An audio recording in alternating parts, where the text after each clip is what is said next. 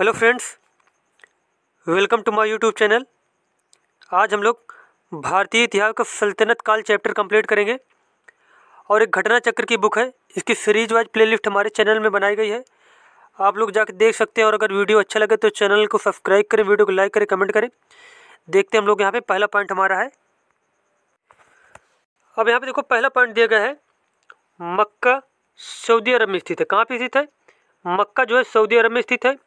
यहीं पर 570 ईस्वी में इस्लाम धर्म के प्रवर्तक हजरत मोहम्मद का जन्म हुआ था। किनका जन्म हुआ था? हजरत मोहम्मद का। कब हुआ था? 570 ईस्वी में हुआ था। और इन्होंने ही इस्लाम धर्म की क्या की? शुरुआत की थी। उसके बाद मोहम्मद साहब मक्का से मदीना 622 ईस्वी में प्रस्थान किए थे। हिजरी संवत का प्रारंभ 622 ईस्वी में हुआ था। मोहम्मद साहब की मृत्यु 632 ईस्वी में हुई थी। फारसी ग्रंथ चचनामा से अरबों द्वारा सिंध विजय की जानकारी मिलती है। अब क्वेश्चन पूछ लिया जाए आप लोगों से कि सिंध विजय की जानकारी किससे मिलती है, तो बताएंगे हम लोग चचनामा ग्रंथ से। 999 से 1027 ईस्वी के बीच महमूद गजनी या फिर महमूद गजनवी ने भारत पर 17 बार आक्रमण किए। कितने बार आक्रमण किए? 17 बार आक्रमण किए। इंपॉर्टेंट पॉइंट है, कई बार पूछा गया पेपर में कि महमूद गजनवी ने भारत पर कितने बार आक्रमण किया, तो बताएंगे हम लोग 17 बार आक्रमण किया। महमूद गजनवी के दरबारी इतिहासकार उतबी था। उसने किताबुल यामनी अथवा तारीख यामनी नामक ग्रंथ की रचना की थी। किसने की थी? किताबुल यामनी और तारीख यामनी, ये जो ग्रंथ है इनकी रचना की थी उतबी ने। किसने? उतबी ने, जो है महमूद गजनवी का दरबारी इतिहासकार था। शाहनामा का लेखक फिरदौसी है। कौन है शाहनामा का लेखक? किसे माना जाता है? फिरदौसी को माना जाता है। शाहनामा का लेखक फिरदौसी है। यह महमूद गजनवी के दरबार का प्रसिद्ध विद्वान था। अब पूछ लिया जाए कि जो फिरदौसी था किसके दरबार में था, तो बताएंगे हम लोग महमूद गजनवी के दरबार में। फिरदौसी को पूर्व के होमर की उपाधि दी जाती है। किसकी उपाधि दी जाती है? पूर्व के होमर की उपाधि दी जाती है फिरदौसी को। पुराणों का अध्ययन करने वाला प्रथम मुसलमान अल-बरूनी था। अल-बरूनी ने अरबी भाषा में तहकीक हिंद की रचना की थी। कौन सी भाषा में? अरबी भाषा में तहकीक हिंद की रचना की थी। शहाबुद्दीन मोहम्मद गौरी का प्रथम आक्रमण 1175 ईस्वी में मुल्तान पर हुआ। कब हुआ? 1175 ईस्वी में हुआ था प्रथम आक्रमण मोहम्मद गौरी का। और कहाँ पे हुआ था? मुल्तान पर हुआ था। 1191 ईस्वी में पृथ्वीराज चौहान और गौरी के मध्य तराइन का प्रथम युद्ध हुआ। इस युद्ध में शहाबुद्दीन की सेना के दोनों पार्श्व परास्त हो गए थे। अब यहाँ पे शहाबुद्दीन का मतलब क्या है कि मोहम्मद गौरी जो था वो हार गया था और पृथ्वीराज चौहान की विजय हो गई थी। और ये क्वेश्चन कई बार पूछा गया है कि जो तराइन का प्रथम युद्ध कब हुआ था, तो बताएंगे 1191 ईस्वी में हुआ था। उसके बाद 1192 ईस्वी में तराइन के द्वितीय युद्ध में मोहम्मद गौरी द्वारा पृथ्वीराज चौहान की पराजय के बाद भारत में मुस्लिम शक्ति की स्थापना हुई। कब से हुई मुस्लिम शक्ति की स्थापना? तराइन के द्वितीय युद्ध के बाद। किसके बाद? तराइन के द्वितीय युद्ध के बाद। और ये कब हुआ था? 1192 में। और इसमें से जो विजय होता है वो हो जाता है, विजयी हो जाता है मोहम्मद गौरी और हार हो जाती है पृथ्वीराज चौहान की। उसके बाद अगला पॉइंट है, 1194 ईस्वी में चंदावर के युद्ध में मोहम्मद गौरी ने कन्नौज के गढ़लवाल राजा जयचंद को पराजित किया था। किसे? जयचंद को पराजित किया चंदावर के युद्ध में। और ये कब हुआ था? 1194 में। मोहम्मद गौरी के सिक्कों पर देवी लक्ष्मी की आकृति बनी है और दूसरे तरफ कलमा अरबी में खुदा हुआ है।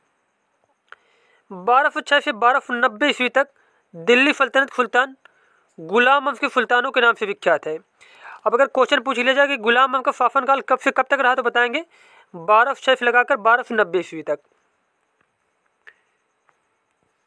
भारत में गुलाम अहमद का प्रथम शासक कुतुबुद्दीन ऐबक 1206 से 1210 ईस्वी तक था।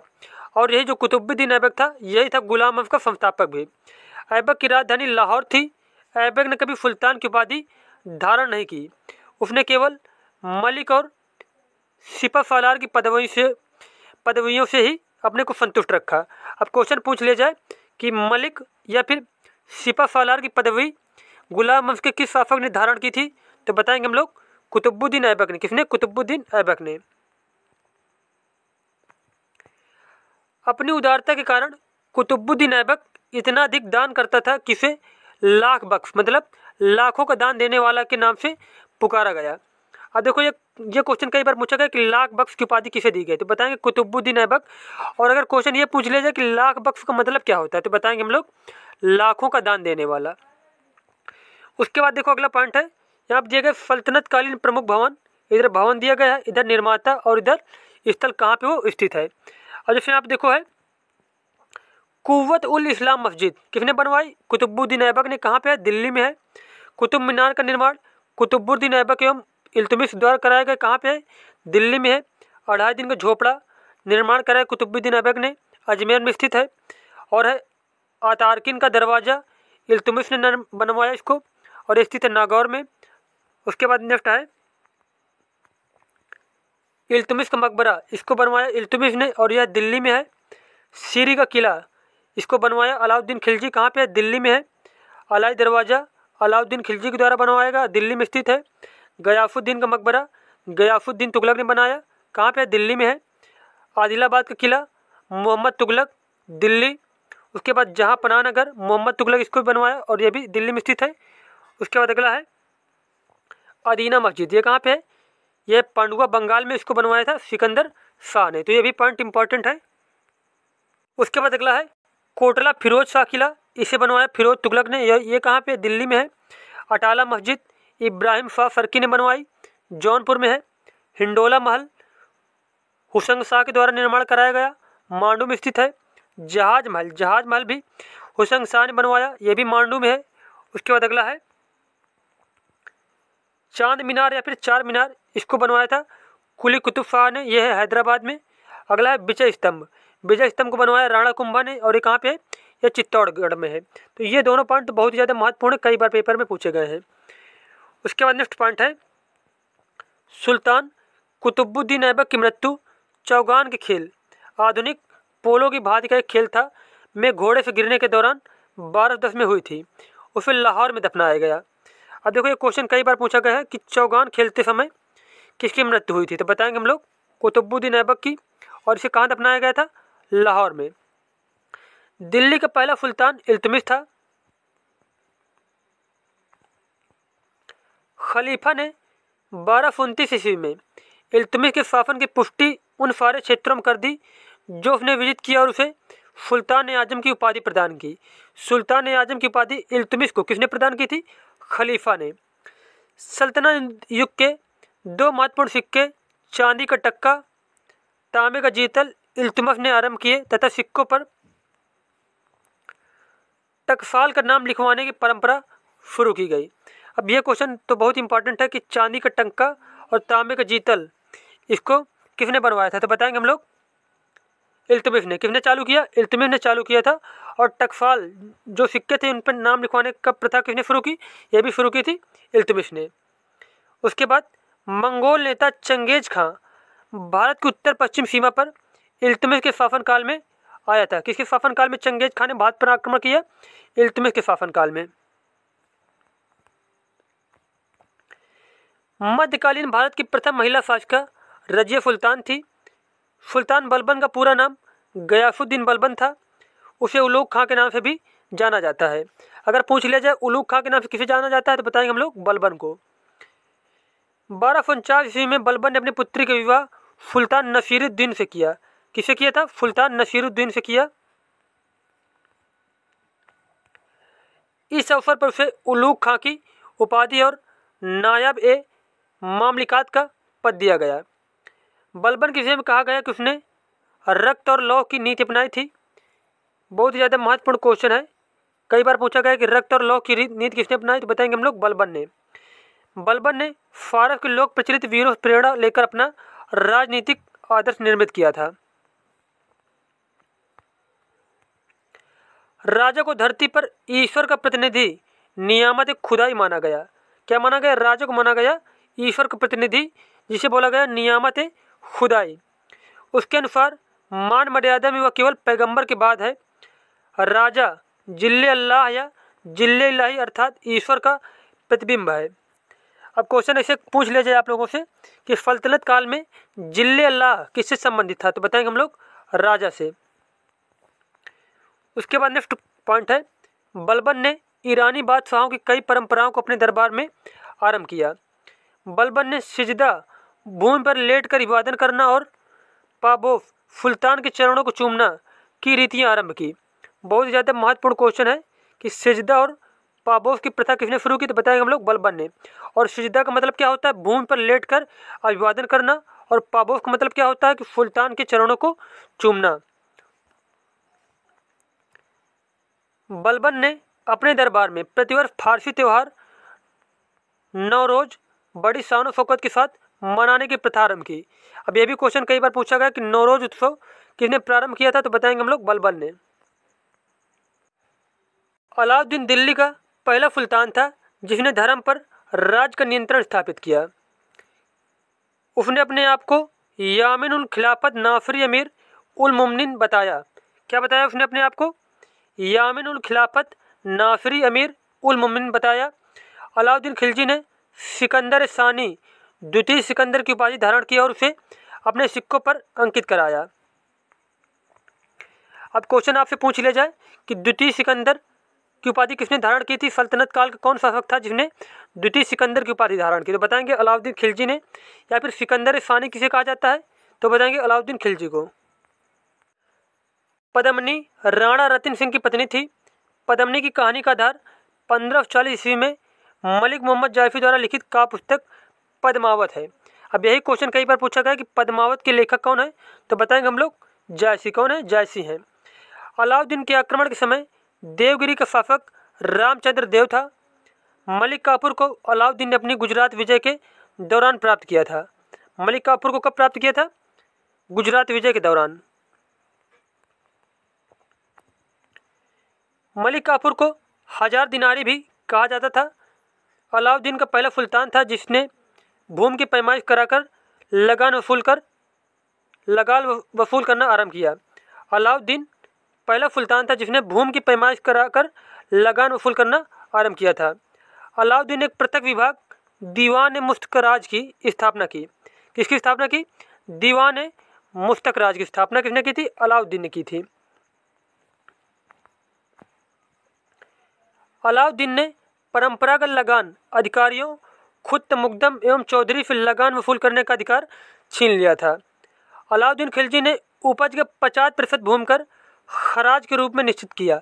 किसके रूप में? खराज के रूप में। खराज को क्या होता था अगर पूछ लिया जाए सल्तनत काल में, खराज क्या था, तो खराज था क्या था? एक प्रकार का भूमि कर था। सल्तनत कालीन शासक अलाउद्दीन खिलजी ने सार्वजनिक वितरण प्रणाली प्रारंभ की थी। अलाउद्दीन खिलजी द्वारा लगाए गए दो नवीन कर थे घरी और घरी कर, जो कि घरों एवं झोपड़ियों पर लगाया जाता था, तथा चराई कर, जो कि दुधारू पशुओं पर लगाया जाता था। अब क्वेश्चन पूछ लिया जाए कि घरी कर और चराई कर किसने प्रारंभ किया, तो बताएंगे अलाउद्दीन खिलजी ने। उसके बाद अलाउद्दीन के सेनापतियों में गयासुद्दीन तुगलक या गाजी मलिक तुगलक वंश का प्रथम शासक था। कौन था? गयासुद्दीन तुगलक जो था वही था तुगलक वंश का संस्थापक और प्रथम शासक भी था, जिसे गाजी मलिक के नाम से भी जाना जाता है। दिल्ली सल्तनत के सभी सुल्तानों में मोहम्मद बिन तुगलक सर्वाधिक विद्वान एवं शिक्षित शासक था। मोहम्मद बिन तुगलक ने कृषि की उन्नति के लिए एक नए विभाग दीवान अमीर एक कोही की स्थापना की। किसकी स्थापना की? दीवान अमीर कोही की स्थापना की। और ये किससे संबंधित था? एक कृषि से संबंधित था। इब्न तूता मोरक्को मूल का अफ्रीकी यात्री था। कहाँ का अफ्रीकी यात्री था? मोरक्को का। रेहला इनकी प्रसिद्ध पुस्तक है। रेहला के लेखक कौन है? इब्न तूता। यह मोहम्मद बिन तुगलक के कार्यकाल 1325-51 में भारत आया। मोहम्मद बिन तुगलक के निधन पर बदायूनी ने लिखा है, सुल्तान को उसकी प्रजा से और प्रजा को अपने सुल्तान से मुक्ति मिल गई। अब क्वेश्चन पूछा जाएगा आप लोगों से कि सुल्तान को उसकी प्रजा से और प्रजा को सुल्तान से मुक्ति मिल गई, यह किसने लिखा था? तो बदायूनी लिखा था।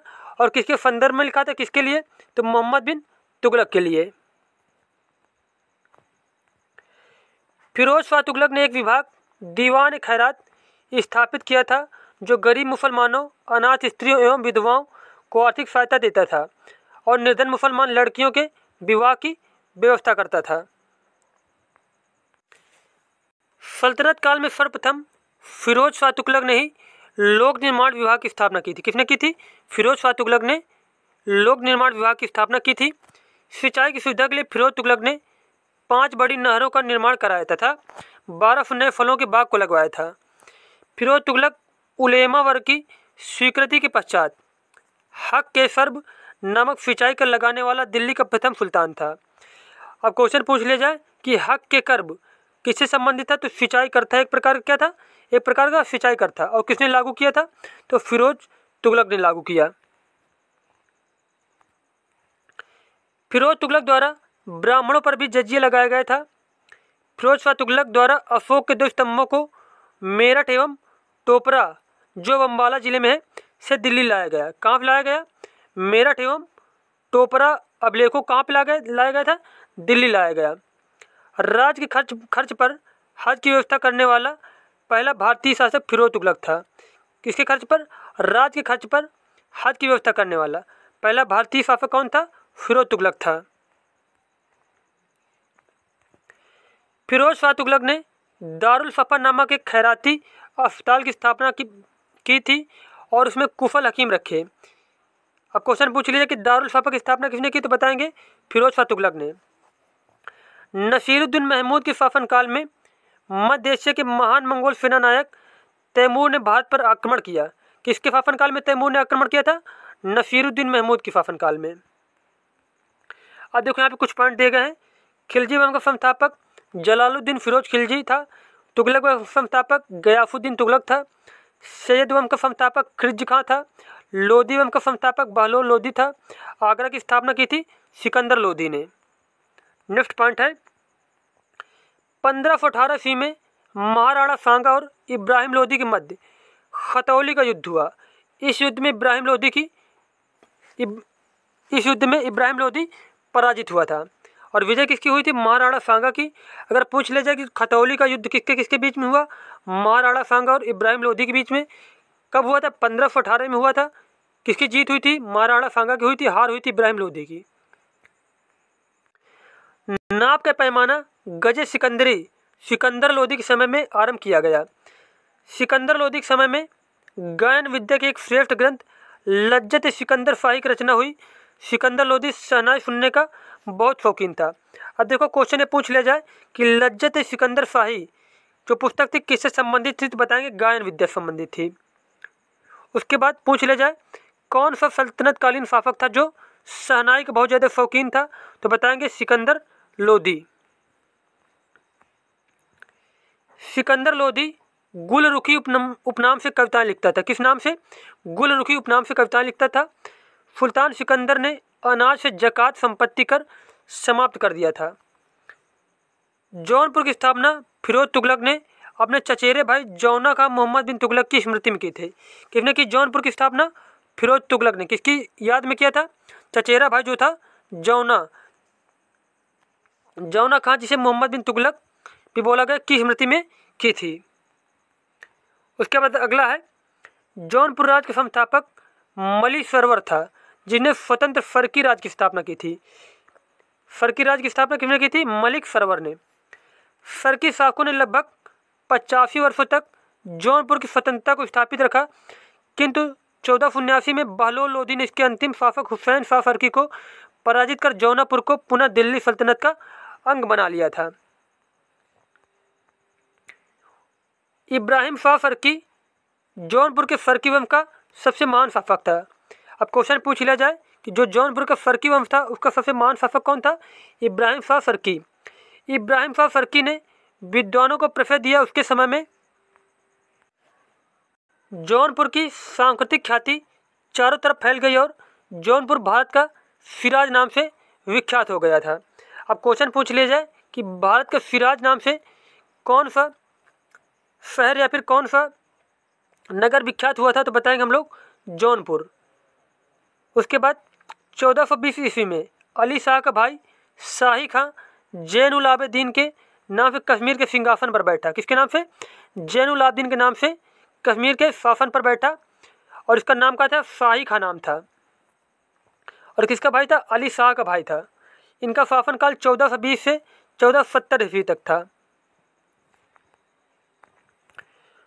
उसकी धार्मिक उदारता के कारण उसकी तुलना मुगल बादशाह अकबर से की जाती है। उसे कश्मीर का अकबर कहा जाता है। किसे कहा जाता है कश्मीर का अकबर? कश्मीर का अकबर कहा जाता है शाही खां या फिर जैनुल आबिदीन को। कश्मीर का अकबर कहा गया शाही खां को या फिर जैनुल आबिदीन को। उसके बाद वुलर झील में जौनालंका या फिर जौनुक लेक द्वीप नामक द्वीप का निर्माण जैनुल आबिदीन ने ही करवाया था। बहमनी राज से स्वतंत्र हुए राज, यहाँ देखो कुछ पॉइंट दे गए हैं। बहमनी राज से स्वतंत्र हुए राज जो हैं, अब यहाँ देखो जैसे कि दिया गया है राज्य संस्थापक और राजवंश। जैसे कि बरार राज संस्थापक कौन थे? फतेहुल्ला इमाद शाह। राजवंश कौन था? इमाद शाही वंश था। बीजापुर के संस्थापक कौन थे? यूसुफ आदिल शाह थे और ये थे आदिल शाही वंश से। उसके बाद अहमदनगर, अहमदनगर के संस्थापक था मलिक अहमद और ये थे निजाम शाही वंश से। उसके बाद गोलकुंडा, गोलकुंडा के संस्थापक थे कुली कुतुब शाह और ये थे कुतुब शाही वंश से। उसके बाद बीदर, बीदर के संस्थापक कौन थे? अमीर अली बरीद और ये थे बरीद शाही वंश से संबंधित। उसके बाद अगला पॉइंट है विजयनगर साम्राज्य की स्थापना हरिहर तथा बुक्का ने 1336 ईस्वी में की थी। विजयनगर साम्राज्य के 4 राजवंशों संगम वंश जो 1336 से 1485 तक शासनकाल रहा जिसका, सालू वंश जिसका शासनकाल रहा 1485 से 1505 ईस्वी तक। उसके बाद तुलु वंश जिसका शासनकाल रहा 1505 से 1570 तक एवं आरवाड़ू वंश ने लगभग 300 वर्षों तक शासन किया। उसके बाद अगला पॉइंट है 1377 ईस्वी में बुक्का की मृत्यु के बाद उसका पुत्र हरिहर द्वितीय सिंहासन पर बैठा जिसका शासनकाल रहा 1377 से लगाकर 1404 ईस्वी तक। उसने महाराजा धीराज की उपाधि धारण की। किसने? हरिहर द्वितीय ने महाराजा धीराज की उपाधि धारण की। कृष्णदेव राय का शासनकाल 1509 से 1529 ईस्वी विजयनगर में साहित्य का क्लासिकी युग माना जाता है। अब क्वेश्चन पूछ लिया जाए कि साहित्य का क्लासिकी युग किसके शासनकाल को बोला गया, तो बताएंगे हम लोग कृष्णदेव राय के शासनकाल को। उसके बाद नेक्स्ट पॉइंट है उसके दरबार को तेलुगु के 8 महान विद्वान एवं कवि जिन्हें अष्टदिग्गज कहा जाता है सुशोभित करते थे। किसके शासनकाल, किसके दरबार में ये 8 महान दिग्गज कवि थे, तो बताएंगे हम लोग कृष्णदेव राय। किसके? कृष्णदेव राय के शासनकाल में। और अगला पॉइंट है कृष्णदेव राय के शासनकाल को तेलुगु साहित्य का स्वर्ण युग भी कहा जाता है। उनकी प्रमुख रचना अमुक्तमाल्यात थी जो तेलुगु भाषा के 5 महाकाव्यों में से एक है। बहुत ज़्यादा इंपॉर्टेंट क्वेश्चन है, कई बार पूछा गया, सभी तो नहीं लेकिन लगभग काफ़ी एग्जाम में पूछा जाता है। अमुक्तमाल्यात, अमुक्तमाल्यात के लेखक कौन है, तो बताएंगे कृष्णदेव राय थे। उसके बाद कृष्णदेव राय ने नागलपुर नामक की स्थापना की। उसके समय पुर्तगाली यात्री डोमगो पायफ ने विजयनगर साम्राज्य की यात्रा की। अब क्वेश्चन पूछ लिया जाए कि डोमगो पायफ ने किसके शासनकाल के दौरान विजयनगर साम्राज्य की यात्रा की थी, तो बताएंगे हम लोग कृष्णदेव राय के शासनकाल के दौरान। बाबर ने अपनी आत्मकथा बाबर नामक तुर्की भाषा में कृष्णदेव राय को भारत के सबसे शक्तिशाली शासक बताया है। बाबर नामा जो लिखी थी किसने? बाबर ने लिखी थी और तुर्की भाषा में लिखी थी। तो किसको सबसे ज़्यादा शक्तिशाली शासक बताया है? कृष्णदेव राय को। उसके बाद नेक्स्ट पॉइंट है 1565 ईस्वी में तालीकोटा के प्रसिद्ध युद्ध में बहमनी राज्यों की संयुक्त सेनाओं ने विजयनगर को पराजित किया। इस संयुक्त सेना में केवल बरार शामिल नहीं था। अब क्वेश्चन पूछ लिया तालीकोटा का युद्ध किसके किसके बीच में हुआ था, तो बहमनी राजाओं और विजयनगर के साम्राज्य के बीच। और कब हुआ था? 1565 ईस्वी में हुआ था। और किसकी पराजय हुई थी, तो बताएंगे हम लोग विजयनगर साम्राज्य की जो है पराजय हुई थी। अगला पॉइंट है होयसल राजवंश की राजधानी द्वार समुद्र का वर्तमान नाम हैलेबीड है जो कर्नाटक के हासन जिले में है। हम्पी के खंडहर वर्तमान उत्तरी कर्नाटक में अवस्थित विजयनगर साम्राज्य की प्राचीन राजधानी का प्रतिनिधित्व करते हैं। अब क्वेश्चन पूछ लिया जाए विजयनगर साम्राज्य की राजधानी क्या थी, तो बताएंगे हम लोग हम्पी थी। और प्राचीन टाइम में कहाँ पे है? कर्नाटक में अवस्थित है। विजयनगर काल में बना विरूपाक्ष मंदिर यहीं पर स्थित है। कहाँ पे स्थित है? कर्नाटक में स्थित है। क्वेश्चन पूछ रहे विरूपाक्ष मंदिर कहाँ पे है, तो बताएंगे हम लोग कर्नाटक में। कहाँ में है? कर्नाटक में है। उसके बाद विट्ठल मंदिर हम्पी का निर्माण विजयनगर साम्राज्य के तुलु वंश के महाप्रतापी राजा कृष्णदेव राय ने कराया हुआ था। विट्ठल मंदिर का निर्माण किसने कराया था? कृष्णदेव राय। और एक कौन से वंश से संबंधित थे? तुलु वंश से। उसके बाद देखो यहाँ पे कुछ पॉइंट दिए गए हैं। प्रशासनिक विभाग एवं इसे प्रारंभ करने वाले शासक, ये विभाग दिया गया, इधर संस्थापक दिया गया है। अब यहाँ पे जैसे देखो दीवान मुस्तक राज, जो क्या था? राजस्व विभाग था। इसकी स्थापना की थी, शुरुआत की थी अलाउद्दीन खिलजी ने। उसके बाद दीवान रियासत, जो बाजार नियंत्रण करने काम करता था, इसको भी शुरुआत किया अलाउद्दीन खिलजी ने। उसके बाद है दीवान अमीर कोही, जिसका संबंध है कृषि विभाग से, इसकी शुरुआत की मोहम्मद बिन तुगलक ने। उसके बाद अगला है दीवान खैरात, जिसे बोला गया दान विभाग, इसकी शुरुआत की फिरोज तुगलक ने। या फिर क्वेश्चन यहाँ पे ऐसे पूछे जाते हैं कि जो दीवान खैरात किससे संबंधित था, तो बताएंगे हम लोग दान विभाग से संबंधित था। उसके बाद दीवान बंदगान, इसकी शुरुआत किसने की थी? फिरोज तुगलक ने। उसके बाद अगला है विभाग एवं उनकी कार्यविधियाँ। यहाँ जैसे दिया गया दीवान अर्ज। दीवान अर्ज एक विभाग जो था, उसका काम क्या था? सेना विभाग से संबंधित था। उसके बाद दीवान रिसालत, इसका संबंध था धार्मिक मुद्दों से संबंधित था यह। और दीवान इंसा का संबंध था सरकारी पत्र व्यवहार से। उसके बाद दीवान वजारत, इसका संबंध था वित्तीय मामलों से। अगला पॉइंट है अलाउद्दीन मसूद शाह के सिक्के पर सर्वप्रथम बगदाद के अंतिम खलीफा का नाम अंकित हुआ था। अलाई दरवाजा का निर्माण सुल्तान अलाउद्दीन खिलजी ने कुतुब मीनार के निकट कराया था। मालवा विजय के उपलक्ष्य में मेवाड़ के राणा कुंभा ने कीर्ति स्तंभ का निर्माण कराया था। अब पूछ लिया जाए कि मेवाड़ के जो राणा कुंभा थे, मेवाड़ के जो राजा थे राणा कुंभा, उन्होंने कीर्ति स्तंभ का निर्माण कब कराया था, तो बताएंगे हम लोग मालवा विजय के उपलक्ष्य में। किसके उपलक्ष्य में? मालवा विजय के उपलक्ष्य में। या फिर सीधा इसे पूछ लिया जाए क्वेश्चन कि जो है कीर्ति स्तंभ का निर्माण किसने कराया, तो बताएंगे हम लोग राणा कुंभा ने। उसके बाद अगला पॉइंट है, देखो यहाँ दिया गया स्मारक और यहाँ दिया गया शासक। जैसे कि दोहरा गुंबद, इसका निर्माण करा सिकंदर लोधी ने। अष्टभुजी मकबरा शेरशाह ने। जहांगीरी महल अकबर ने। गोल गुंबद मोहम्मद आदिल शाह ने। और अगला पॉइंट है अबुल हसन यामनुद्दीन खुसरो, जिसे प्रायः अमीर खुसरो के नाम से जाना जाता है, का जन्म 1253 ईस्वी में उत्तर प्रदेश के वर्तमान काफगंज जिले में पटियाली नामक स्थान पर हुआ था। कहाँ पे हुआ था? पटियाली नामक स्थान पे हुआ था, उत्तर प्रदेश राज्य में। और कौन से जिले में? काफगंज जिले में, जिसे अबुल हसन यामनुद्दीन खुसरो के नाम से भी जाना जाता था। उसके बाद खुसरो ने स्वयं को तूतीय हिंद कहा है। क्या कहा है? तूतीय हिंद कहा है। अमीर खुसरो की रचनाओं में मिफ्ताहुल फुतूह, तारीख दिल्ली, खजाइनुल फुतूह, तारीख अलाई, आस्का, नू सिपिहर तथा तुगलकनामा प्रमुख हैं। और जो खजाइनुल फुतूह, जिसे तारीख अलाई के नाम से भी जाना जाता है, तो ये पुस्तकें हैं, ये भी याद रखना है आप लोगों को। खुसरो पहला मुसलमान था जिन्हें भारतीय होने का दावा किया था। क्या किया था? भारतीय होने का दावा किया था खुसरो ने। उसके बाद नेक्स्ट पॉइंट हमारा है नई फारसी काव्य शैली सबक हिंदी। यह हिंदुस्तानी शैली का जन्मदाता अमीर खुसरो को माना जाता है। उसके बाद जियाउद्दीन बर्नी ने फारसी में तारीख फिरोज शाही की रचना की थी। किसने की थी? तारीख फिरोज शाही की रचना जियाउद्दीन बर्नी ने। संगीत यंत्रों तबला तथा सितार का प्रचलन 13वीं शताब्दी में अमीर खुसरो ने ही किया था। राणा कुंभा ने संगीत शास्त्र पर संगीत मीमांसा, संगीत राज आदि ग्रंथों का प्रणयन किया।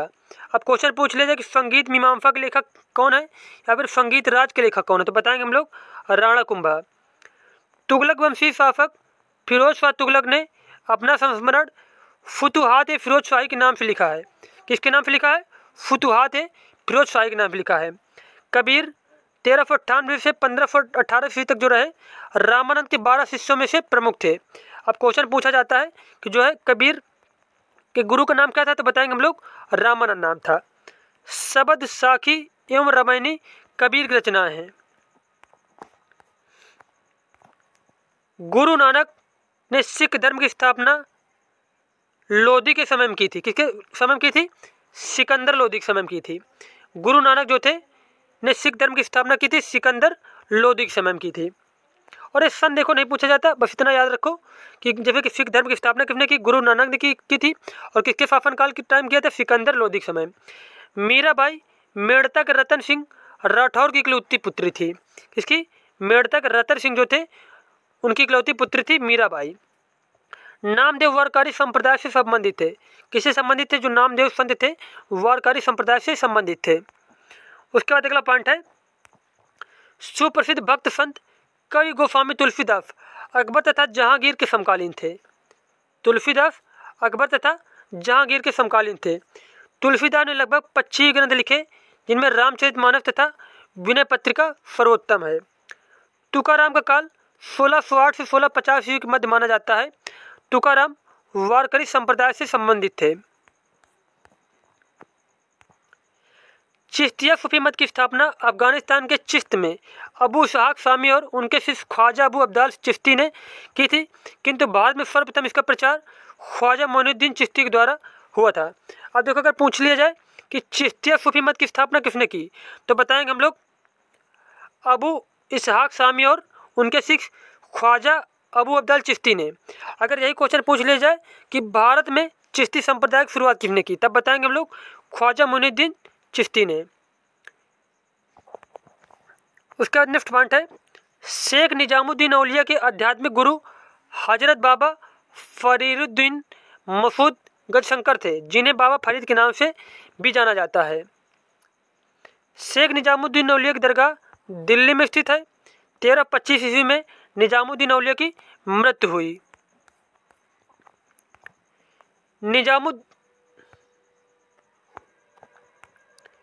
निजामुद्दीन औलिया महबूब इलाही और सुल्तानुल औलिया संतों का राजा के नाम से प्रसिद्ध थे। अब देखो यहाँ पर जो निजामुद्दीन औलिया थे वह महबूब इलाही और सुल्तानुल औलिया और संतों का राजा के नाम से प्रसिद्ध थे। कादरी शाखा के सर्वप्रथम संस्थापक बगदाद के शेख मोहिउद्दीन कादिर जिलानी थे। कादिर शाखा के संस्थापक कौन थे? शेख मोहिउद्दीन कादिर जिलानी। उसके बाद नेक्स्ट पॉइंट है, नक्शबंदी सिलसिले की स्थापना 14वीं सदी में ख्वाजा बहाउद्दीन नक्शबंद ने की थी। नक्शबंदी सिलसिले की स्थापना किसने की? ख्वाजा बहाउद्दीन नक्शबंद ने की थी। कब की थी? 14वीं सदी में की थी। अगला पॉइंट है, सूफी संत शाह मोहम्मद गौस ने कृष्ण को औलिया के रूप में स्वीकार किया है। कृष्ण को औलिया के रूप में स्वीकार किया किसने? शाह मोहम्मद गौस ने। सूफी संतों के निवास स्थान को खानकाह कहते हैं। क्या कहते हैं? निवास स्थान को सूफी संत जो होते हैं जहाँ पर रहते हैं उसको बोला जाता है खानकाह। प्रेम वाटिका काव्य ग्रंथ की रचना रस खान ने की थी। 12 मासा की रचना मलिक मोहम्मद जायसी ने की थी। उसके बाद नेक्स्ट पॉइंट है, बहुत ही ज़्यादा महत्वपूर्ण पॉइंट है, जायसी की पद्मावत, अखरावट तथा आखिरी कलाम में से पद्मावत का हिंदी साहित्य में महत्वपूर्ण स्थान है। देखो, सबसे ज़्यादा जो फेमस वो क्या है? पद्मावत का जो ज़्यादा प्रचलित हुई इनकी जायसी की। लेकिन ये क्वेश्चन कई बार पूछा गया है कि अखरावट का रचनाकार कौन है या फिर आखिरी कलाम का रचनाकार कौन है, तो इसका आंसर हो जाएगा जायसी। तो ये तीनों जो पुस्तकें हैं, पद्मावत, अखरावट और आखिरी कलाम, इनके तीनों के जो लेखक हैं जायसी हैं और काफ़ी बार पूछा भी गया पेपर में। तो हमारा जो है सल्तनत काल कंप्लीट हो गया। अगले चैप्टर पढ़ेंगे हम लोग मुगल साम्राज्य के बारे में। मिलते हैं नेक्स्ट वीडियो में। धन्यवाद।